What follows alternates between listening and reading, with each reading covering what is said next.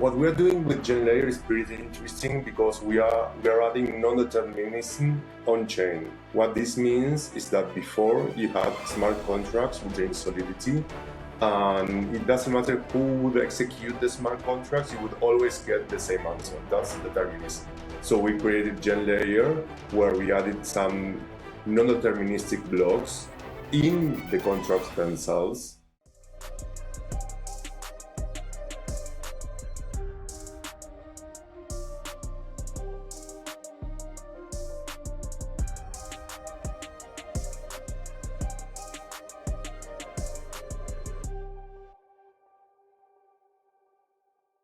Hey GM guys, today I'm joined by Iván, Head of Ecosystem of the GenLayer Foundation, a project that is building decentralized legal infrastructure for AI machine agents. You could think intelligent contracts instead of smart contracts, LLM validators instead of just nodes, and a synthetic jurisdiction built for the age of autonomous systems.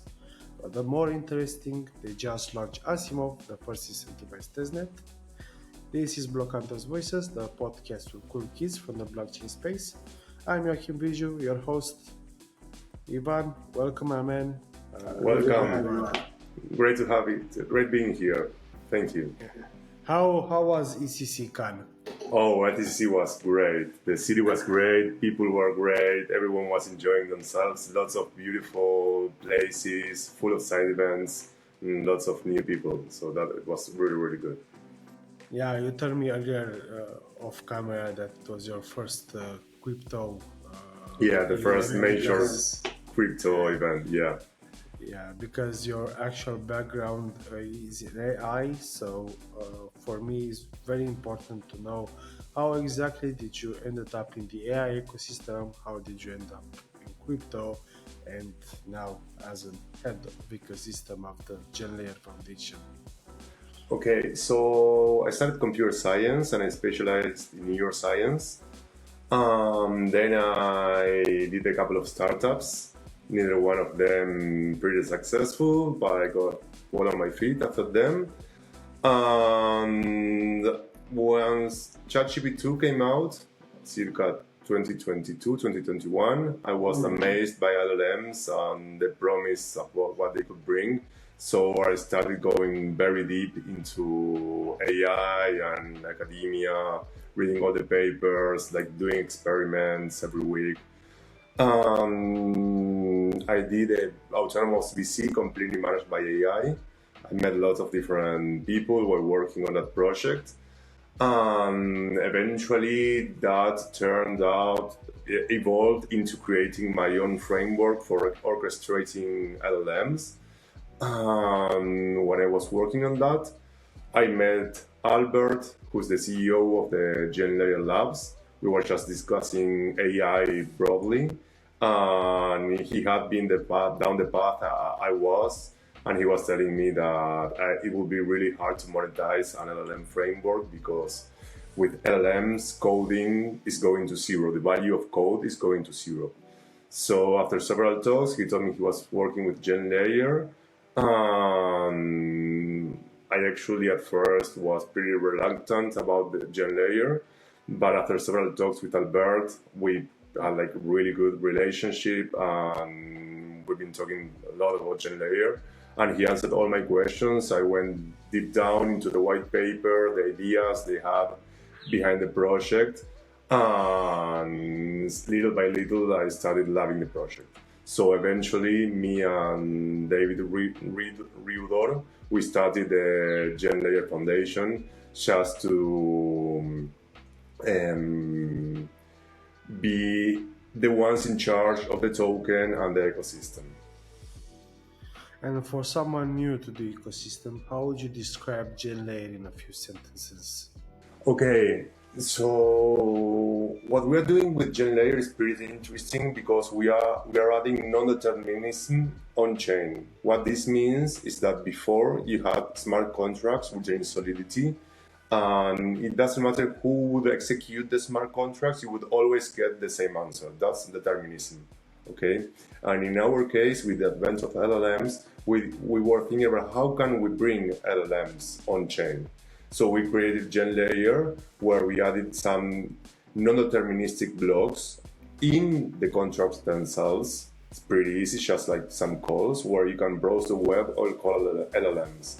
And then we have a consortium of validators agreeing on the answers, on the responses contracts need to resolve. Yeah, and I remember when we have the first call, you said like your target for the validators is like to have like 1,000 validators at some point. Yeah. So the idea is, for example, let's say you have an LLM call, okay? You know LLMs hallucinate, they don't always have the correct answer. You don't know who's executing the LLM. It's OpenAI, it's Anthropic, it's someone running a Llama model. So how do you trust these models? They all have their own biases, and you can, if you know which model is running, you can perform some prompt injections. Like this is a way to bypass the security and get it to output whatever you want. So that's stuff that's not fixed, like the state of the art. That still happens in every model, that all the models that we use. So in GenLayer, what we do is we start with 5 validators. Okay, one of them acts as a leader, the other one as verifiers. The leader proposes a response, and then the verifiers can either agree or disagree. If they disagree, we rotate the leader and we start again. And if they agree, we enter a finality window of 30 minutes where anyone in the network can appeal. What does this mean? You can pay more gas for an appeal, and you duplicate the amount of validators, okay? And then you can do this 7 times until reaching 1,000 validators. This comes from an old theorem called the jury theorem, or more commonly known as wisdom of the crowds, okay? Where if you have n independent people like agreeing on an answer, you get the majority, okay? If each people is more likely than unlikely to produce a correct answer, more than 50% chances to say the correct answer. With a very small n, you get a very, very high confidence that the answer is correct, close to 100%, okay? With n equals 27, you get it close to 100%. But in our cases, LLMs are not completely independent because they have been trained the same data set of the whole of the internet. So what we do is we increase that n up to 1,000. So that way, if the 1,000 validators, more than half, agree on the correct answer, we're pretty sure that with really high confidence that the answer is correct. So this is the sauce behind GenLayer. But if you want to achieve consensus, you also need the intelligent contracts, right? Yeah, so the intelligent contracts are our implementation of smart contracts that they're written in Python, okay, because all the AI world comes from Python. So we wanted to keep that for all ML, machine learning researchers and developers. It's easier for developers as well. It's like the most common language with JS and Python. So the idea is that it's pretty similar to smart contracts. And what we have are 2 special calls, okay, 2 special methods. One is for browsing the web, where you can either like Google something, read a particular web page, or call an API. And the other one is a call for an LLM, okay? You don't know which LLM you're calling because that goes onto our consensus mechanism where each validator can run whatever LLM they want. And tell me a little bit about the optimistic democracy, because I didn't really understand the diagram. I wanted to see exactly how does it change the way the decisions are made on chain. Okay, let's say I'm gonna give you a couple of examples. Let's start with a simple one. Let's say we want to ask an LLM to sum 2 plus 2. The answer is hallucinate, so they can say something else. So the leader executes the LLM function, that non-deterministic block, and it says, what's 2 plus 2? And the answer is 4, okay? Then each verifier, they have their own function for verifying. It might be the same as the leader function, or it might be something different. Okay, in this case, it's the same. What's 2 plus 2? And it says 4, and then you check if 4 equals 4. Okay, so in that case, you agree, and either you disagree.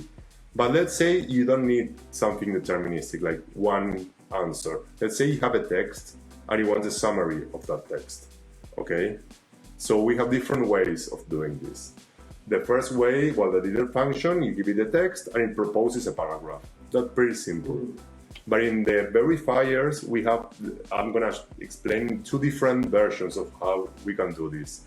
The first one is give it the text, the proposed paragraph, and then just, is this a good summary? Yes or no. That's a simple way of doing it. Another way of doing it is giving it the text, have the LLM, the verifiers, produce their own paragraph of summary, and then semantically compare both paragraphs, and if they are above a certain threshold of similarity, you agree. Either you disagree. Okay? This is what we call the equivalence principle. Then you need to choose how to compare the leader response with the verifier. And each developer can create its own equivalence principle, depending on the contract and the specific use case. It gives you lots of power to adjust how you want this optimistic democracy algorithm consensus to work. The testnet Asimov has been live, I don't know, like 2 weeks or something like that. Yeah, we started it a bit before. We are currently in phase 3. Phase 1 was just labs and foundation nodes. Then we started adding the backers, the original backers of GenLayer, and now we open it up to all the validators that we have on the waiting list. And basically, you introduce terms like the court of internet, trust infrastructure for the AI age. What does everything like this mean in practice? How is the testnet going? How many validators did you onboarded? Okay, regarding the testnet, we are currently onboarding between 30 and 35 validators. Okay, for this testnet Asimov, the idea is to focus more on structural things like our consensus contract, the appeals, security and scalability, And in a few weeks, I think it's going to be 6 weeks from now, we're going to start a second testnet in parallel, what we are calling it testnet Bradbury, where the idea is to use real LLMs and focus much more on the AI sides of things. Okay. Are you planning to use like some GPUs or something like that, or only nodes, regular POS nodes? Each validator can run whatever LLM they want. I know that some of them want to run everything on Metal, be the owner of everything, so they're going to run their own models, but other validators can choose to pay and use an API, for example, O3 from OpenAI or Claude from Anthropic. But one thing that's interesting for the validators is that you don't need to run the same LLM for every contract. Let's say you have a contract that gets executed 1 million times a day, okay? With all these inputs, outputs you have from this contract, you can distill a smaller model, fine-tune a model just for this contract. And that's going to be much more performant, and it's going to be much cheaper for you. So your rewards are going to be bigger. On the other hand, on the other side of the coin, let's say you are participating in a really big appeal round, like 1,000 validators, and you get chosen in the last round, okay? And the gas, you have lots of gas to use. You could choose to use the biggest model you have available in order to agree with the majority and secure a reward. Because if you're in the minority, you get penalized. If you're in the majority, you get a reward. Yeah, but what's better for you guys? I mean, what would you suggest for people to run, for the validators? The best models you can run, because that way you get you're gonna agree with the majority many more times, and that way you're gonna get a better rewards. Mm-hmm. And basically, how do you handle subjective decisions and real-time arbitration compared to existing Oracle and governance system? Okay, let's say, let me give you some examples. Let's say we have a marketplace where freelancers find clients, okay, that need some work done. Let's say that after the work is done, the freelancer says, I'm done, and the client says, hey, this is not what I asked for, okay? So how is this currently resolved? Some places it goes for arbitrage to a centralized party, okay? But it needs to be neutral.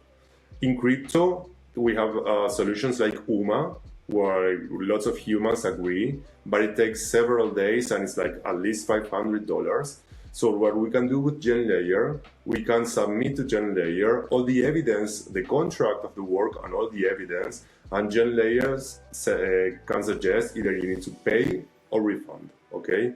In this case, we're already testing with some companies. GenLayer resolves like from 95 to 99% of the cases, like for a few, I don't know, tens of dollars, really quickly in a few hours. If you want, you can appeal onto UMA or whatever and pay the $500. But most people, after reading the response and the resolution and the arbitrage from GenLayer, they say, this is okay. Okay. The same, we can do the same with prediction markets, where, Polymarket, right now they are using UMA, and it takes several days and it's a lot of money to resolve the different markets. So with GenLayer, we created a sample project called Intelligent Oracle, where you get to chat with an agent and it helps you create your own oracle. For example, let's say, who won a football match? Real Madrid or Barcelona?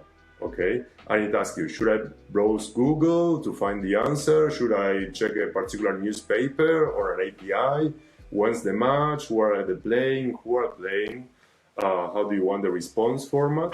And then when the date comes, this oracle resolves and tell you it was a draw or Real Madrid or Barcelona won. In this case, but can something like this be corruptible? Be what? Sorry. Corruptible. I mean that it might be, but it depends on how you write the contract. Because if you're browsing the web, it's going to be pretty difficult, for an LLM to have the incorrect answer. And even if one LLM gets the incorrect answer, all our optimistic democracy consensus mechanism, like at the other LLMs, are going to disagree, okay? So from our test and the test that people have been doing on different prediction markets, it works pretty good. Always, if you ask staff, that the LLMs are more likely to produce a correct answer than an incorrect answer. If you're going to ask LLMs to have the theory of everything and merge relativity with quantum mechanics, they're not going to have an answer, okay?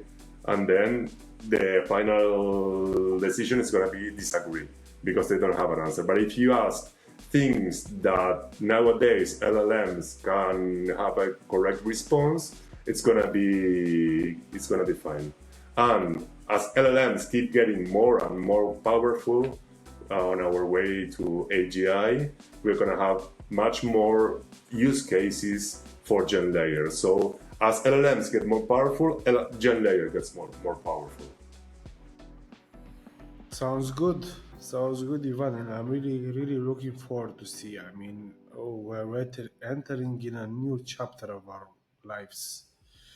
Everything is so fast forward. I mean, I use ChatGPT every day. I use it more than Google nowadays. It's crazy, Yeah. Moving along, you guys built in-house something called the Rally, and I want to know how does it work and what does it showcase? Okay, so Rally is another app that we've grown in-house. The idea is to showcase different stuff you can do on chain with GenLayer. In this case, it's a decentralized marketing protocol where, let's say, you want to create brand awareness for BlockHunters or have more following, what you do is you set up a campaign, okay? You set up the specific goals of the campaign and what you want, and then you can escrow a pool of money, let's say in Solana or in Base or whatever, and then you open the campaign up to the public. And any KOL or content creator can create content, share it, and submit it back to Rally. Rally then analyzes the impact of each, for example, let's say a tweet, based on its metrics, likes, reshares, quotes, and how aligned the content of the tweet is with the campaign goals and the originality of the tweet. It's not a copy, it's the first appearance of this tweet. This way, once the campaign finishes, it distributes the escrow pool of money automatically to all the contributors, no humans involved, completely transparently, and that's what GenLayer does. Takes the decision on how to analyze the tweets and then how to distribute the money to all of the contributors. So basically, it's like Galaxy, but it's decentralized, and you don't need like an actual human to verify and say, "Oh, okay, you actually written about BlockHunters, not something else," and everything is done by the AI. Exactly, and also you don't need to pay the hefty sums you need to pay Galaxy to start the campaign. It's decentralized. It's a dApp that anyone can use. Is it live? Because I want to try it. Yeah, we are starting this week. We announced it. We hosted an event in FCC to announce it. A really nice article by VentureBits, and we are starting our first pilot programs. Okay, so we have several companies already starting to set up their campaigns, and we're gonna start the next few campaigns in the next few days. The idea is that once we are on Testnet Bradbury, it's gonna be running on Testnet. Right now, it's running on a DevNet. Nice. I'm really looking forward. I mean, you know how it is. I mean, in marketing, we had that meta with free, Zilli, Galaxy.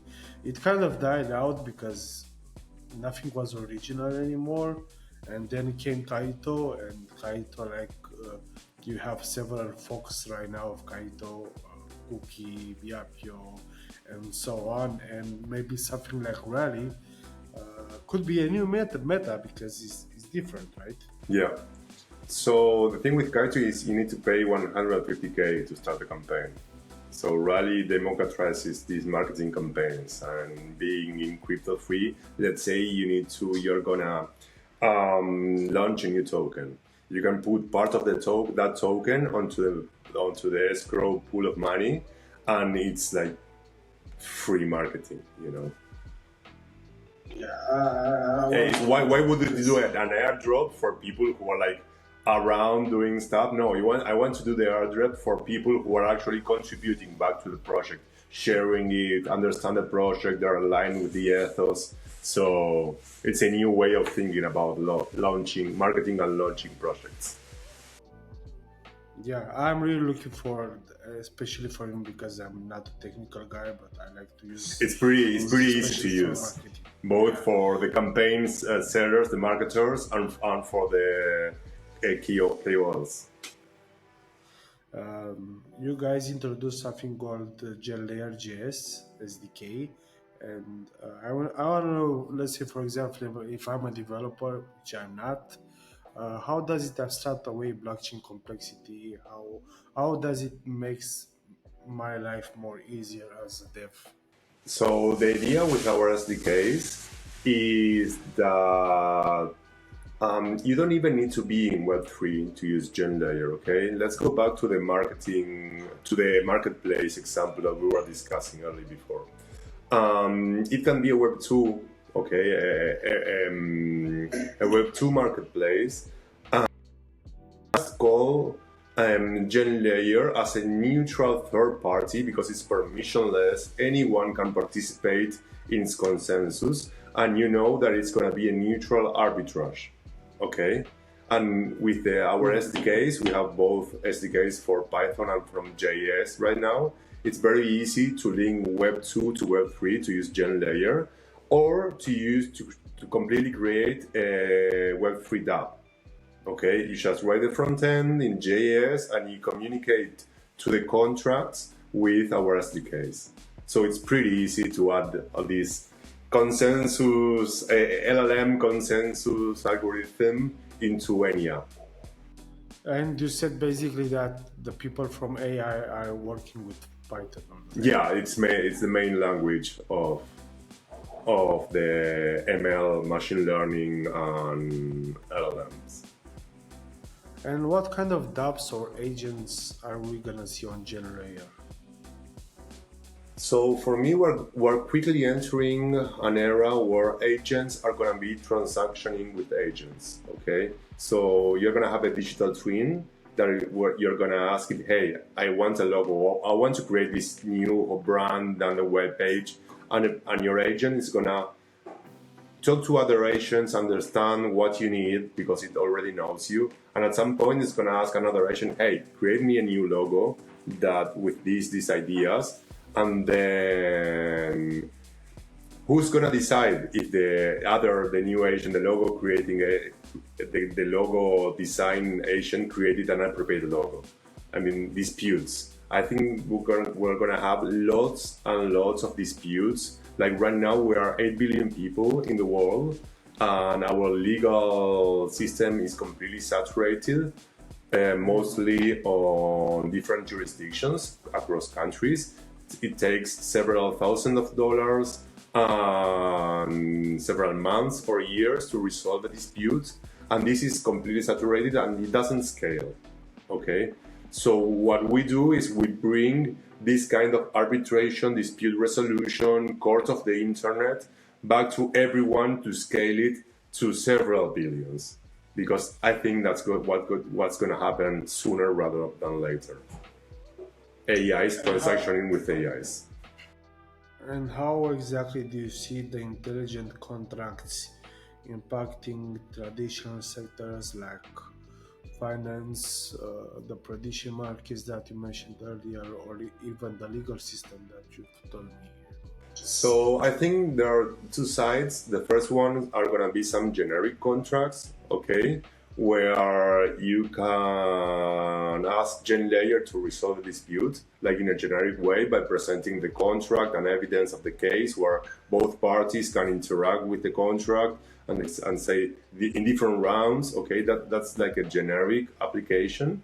And another one is that when two agents or two parties, can be humans, human AI, or two AIs, they interact with each other, they're gonna put the dispute resolution inside the intelligent contract itself. Okay, let's say we wanna do something.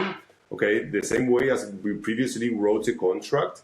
Okay, we're gonna put that same contract or ideas inside the intelligent contract. So we agree that the intelligent contract is gonna resolve in a way we both are previously agreed on, with lots of semantics. It doesn't need to be deterministic like right now. So a whole lot of possibilities is gonna open up. The way I see it, endless possibilities. yes, exactly. The way I see it is that we are adding new primitives onto blockchain. Okay, the way it's called browse the web or called LLMs, and that's gonna explode the things that we can do on chain. So I'm pretty excited to see what everyone comes up with. You have a background in AI, now in crypto. You've clearly have seen some things in your life, and I want to know what's your take where we are in the broader crypto and AI marketplace right now. I mean, and how does it affect your roadmap? So there are many things happening in intersection with crypto and AI. One of these things is democratizing AI. You know, maybe in crypto we can find a way of not depending on centralized brokers like OpenAI or Anthropic that they have the secret sauce. That's one of the things that's happening. And the other one with GenLayer specifically, I haven't seen it in other projects, is having this neutrality, like anyone can participate, anyone can run their own nodes, okay? So this is something neutral where anyone can be part of, and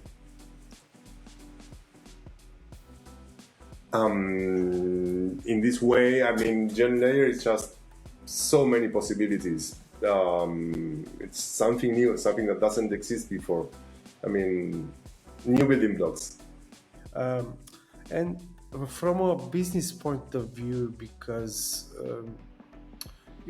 like crypto companies, crypto projects, it's very hard to actually have a revenue. And I want to know, how does GenLayer plan to generate sustainable revenue along the way? Well, by having, I don't know, like partners, like I don't want to say any partnership that we haven't closed right now, but several of these existing projects are already developing solutions on top of GenLayer to make the whole process much more efficient. Okay, so right now they're using UMA or Kleros, or they're using some other third party. And for example, I have this friend who's CEO of a company that has credit cards for crypto. Okay, and one of the issues they have is that it's difficult for them to analyze which of the disputes of the charges are legal, are correct, and which are not. And they cannot decide them themselves. They need someone extra, someone neutral. So we're talking about using GenLayer for that, okay? And then apps like Rally, the idea is to have several protocols, like people not developing dApps, but protocols on top of GenLayer, okay? And when GenLayer is gonna actually come to Mainnet, what kind of incentives are in place for developers, for validators, and for the general contributors to the ecosystem? Okay, for validators, we're running an incentivized testnet program where we're keeping track of every contribution from the validators, being it tech or ecosystem focused community. Okay, and the idea is to also, we're assigning points for each of the contributions, and the idea is to start dogfooding GenLayer on top of this platform, just to have intelligent contract. Okay, a new blog post. Is it original? Is it not original? Is it aligned with GenLayer? Does it represent it well? And assign the points automatically. Then from that, we have a leaderboard, and we're gonna use that leaderboard to distribute the staking across all the validators. It's a staking network. So that's the incentives for the validators.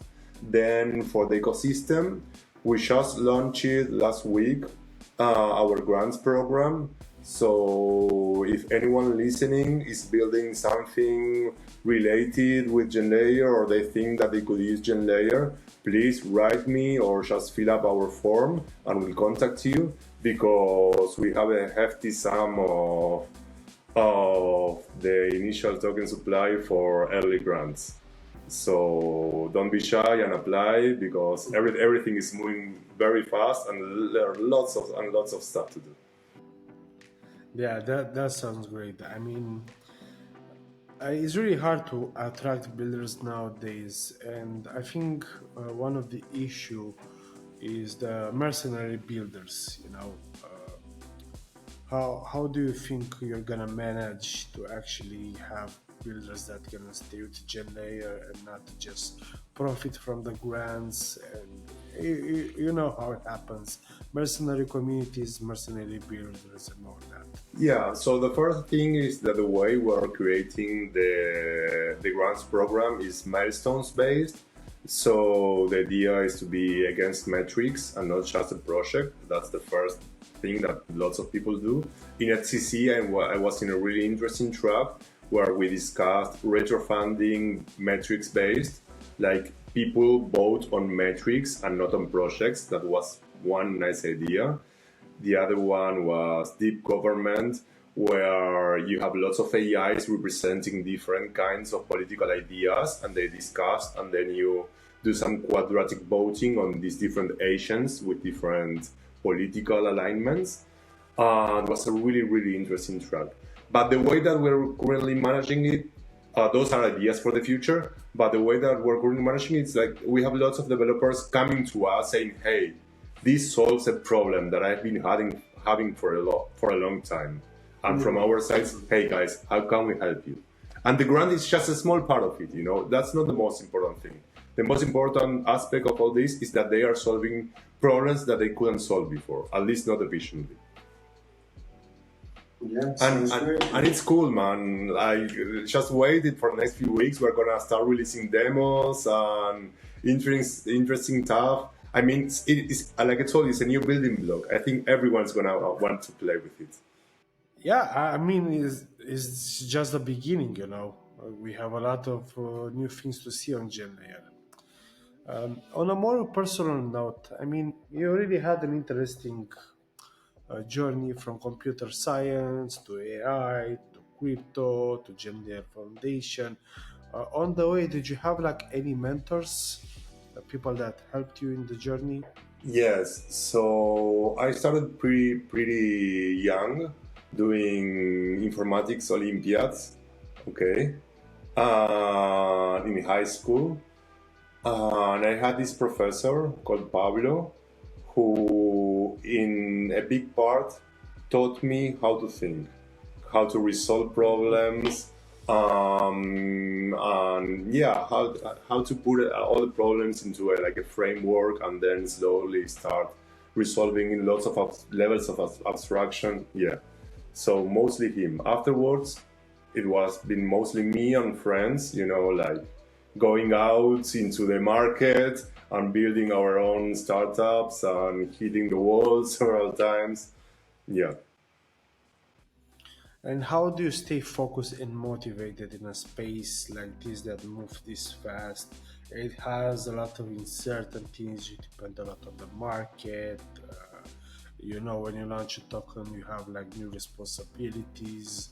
You can have the best tech, but if token is down, everybody hates you. So there are a lot of moving pieces that they don't really depend on you. So I'm really curious what's your formula? So this is something I'm still learning, but with age came the realization that I need to have a real good work-life balance. If I completely focus on work, I can do like sprints for a couple of weeks or a couple of months, but after those sprints, a couple of things happens. The first one is that I lose perspective, about the big picture. And the other one is that I burn out. I need some time off. So what I do is I force myself to stop working several times a week, not every day, but several times a week. Then I do yoga, I go for a run, for a walk, and just enjoy time with family and friends. Like having a good work-life balance is the only way that you can keep a steady rhythm and being conscious about what you are actually achieving. For me, like moving my head to different spaces, I do lots of arts. Since the pandemic, I've been doing lots of arts installations with AI. I just like exhibited in the Biennale de Venezia a few months ago. So focusing on some other projects, side projects, more like hobbies, is like really, really good for my health. And just to, when I come back to the project, be like 1 hour later or a few days later, I have a new panorama of everything, and I get to see what's important and what's urgent. Yeah, I mean, that's the paradox and the beauty and the ugliness of crypto, that it's a 24/7 industry.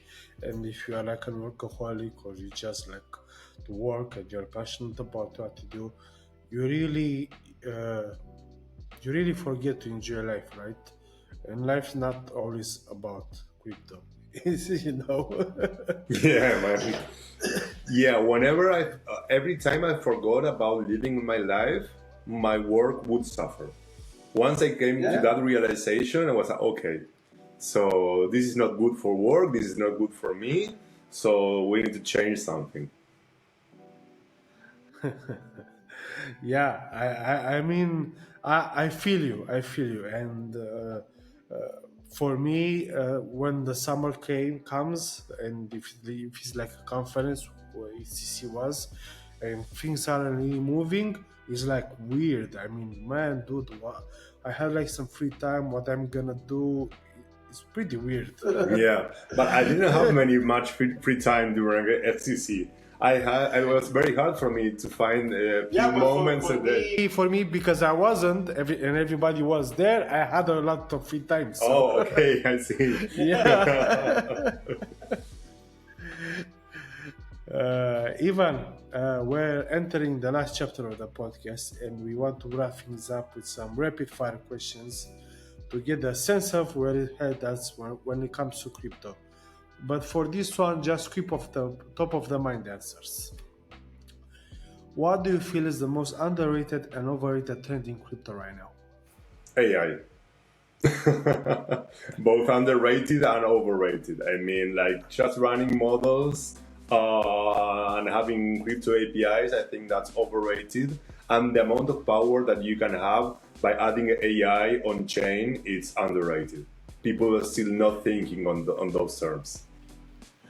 Top 3 crypto apps or tools that you actually use?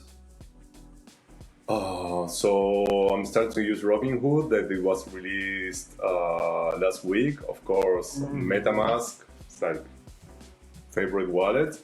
Yeah, I would say those two.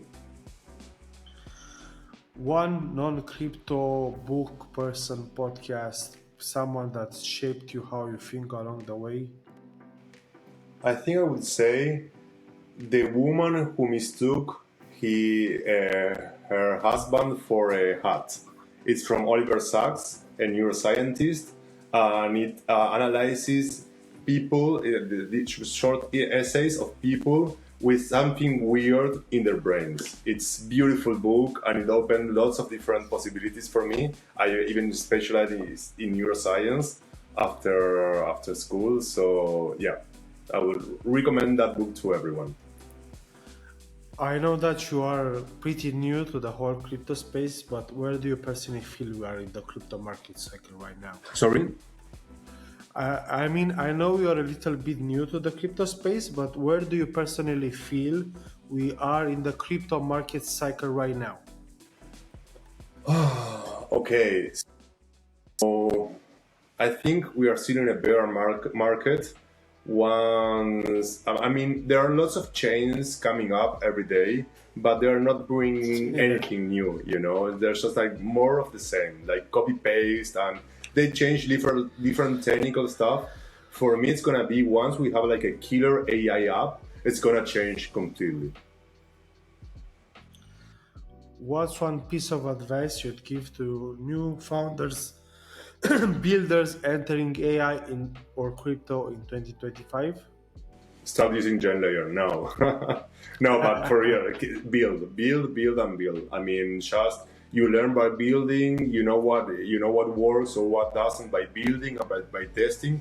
Build often, build a lot, and release quickly. Just test everything you are building. A common misconception about GenLayer you'd like to correct? That is another chain. There's new primitives for the blockchain. So it's like a Cambric explosion of new possibilities. Before we wrap this up, Ivan, where should builders go if they want to start exploring or building on GenLayer? I would say the documentation for sure, but using the GenLayer Studio. It's a complete studio that you can use on studio.genlayer.com, or you can download to use it locally, where you can simulate all the consensus between all the validators, and you can write your contracts and test them, like read really easily. It comes with some examples, so you can read through the code and just like in a few minutes start writing your own intelligent contracts. That sounds good, Ivan. Thank you, brother. It was great having you on. Thank you, Joachim. It was a great talk. Really enjoyed it. Have a great one. You too. Bye-bye.